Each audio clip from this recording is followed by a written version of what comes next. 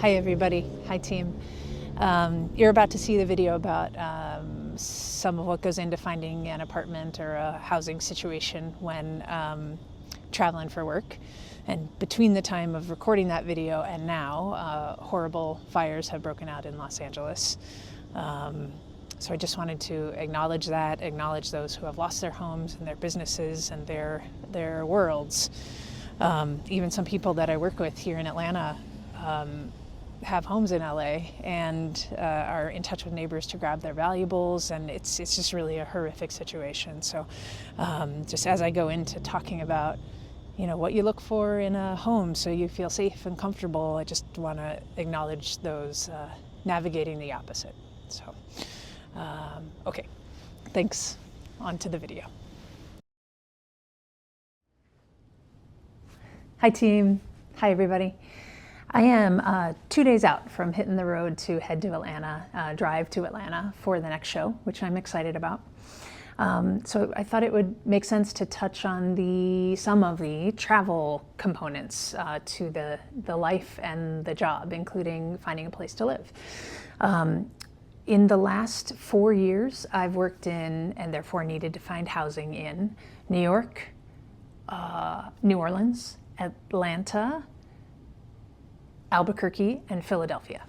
The length of time that you're there varies show to show, as we've talked about a little bit schedule-wise, but roughly 4 months to 12 months, depending on the show. So finding a place that you're comfortable in and can, call home as best you can call a home away from home home matters. My top priorities are finding a place that's quiet and safe, which is basic, I realize, but we do work very long, weird hours in the film industry, especially once we start shooting. I can get home anytime from 10 p.m. to 7 a.m. If we're shooting night work, so it is really important and necessary to have a place where I know I'll have parking, where I'll feel safe walking from the front door from the car to the front door, and where I can sleep once I get inside. Because again, if we're shooting nights, meaning shooting exterior scenes that take place at night, I need to be able to sleep during the day, which may or may not be the schedule that my neighbors are on, probably isn't.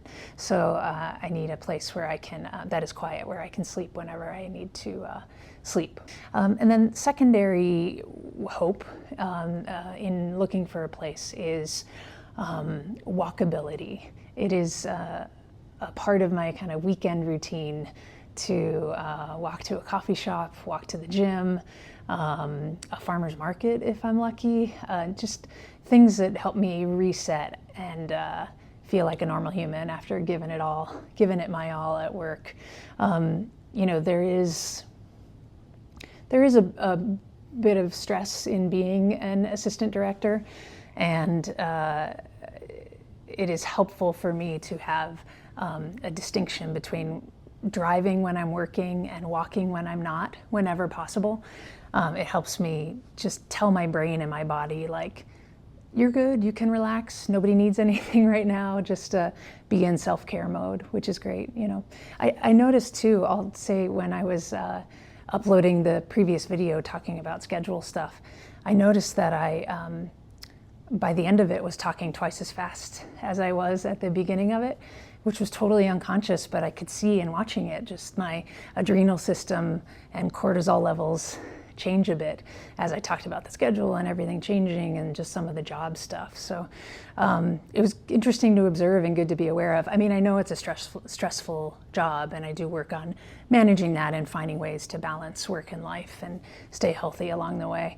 And honestly, part of doing this series is meant to help me be a little bit more comfortable with the public speaking element of my job, which I can fake being comfortable doing, but it'd be nice to actually be comfortable doing it. So that's part of why we're here. But all of that to say, having a place where I can walk on the weekends and feel safe doing so and have stuff around me that I'll enjoy doing is truly part of me feeling balanced and healthy, and makes a big difference. So I should say too that before I forget, we get a housing stipend when we travel for work, which helps us cover the cost of the apartment or house that we land in, which is very helpful.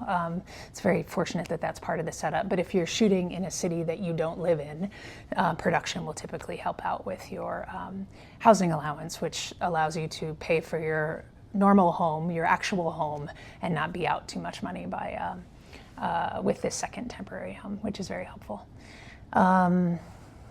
What else? As far as actually finding a place to live, I've used Airbnb. I've used a realtor, worked with a realtor before. I've even rented an apartment once in Atlanta when I'd been working there pretty steadily. I did the bold move of signing a lease on a studio apartment for a year, thinking if I could just very simply furnish it, that it would be more of a personalized home than some of the more communal homes that Airbnb and such are. And it was for the 5 months that I used it for. And then after those 5 months, I didn't work in Atlanta again for another 4 years. So, oh well, nice try. But it was a good reminder that you can only plan so much in this industry. You can only look ahead so much, which is a necessary reminder for someone who makes plans for a living. And a good lesson to just really think about what you value most in a housing setup and just do everything you can to try to find that. Because again, it makes a lot of difference in the job overall if you're comfortable where you live. That's such a basic thing to say that matters for everybody on earth. Where you live and your comfort in your home means a lot. So, and it's no different for someone who travels for work. That's part of why I'm driving for the next show to head to Atlanta, is so I can bring a little bit more than I would be able to on a flight, and bring my pillow and comforter and blender and a couple plants and just a couple touches from home that'll help this home away from home feel like a home is the goal. So, because I'll be there for 6 months, so I want to make sure I'm comfortable. I'm excited about the apartment I found. It looks cute and is in a walkable area.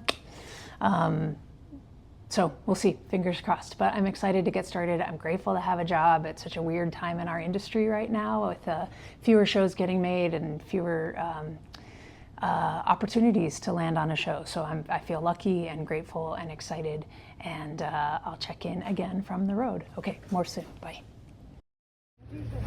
All right, team. Congratulations, everybody. We did it. Firstly, nice to meet you.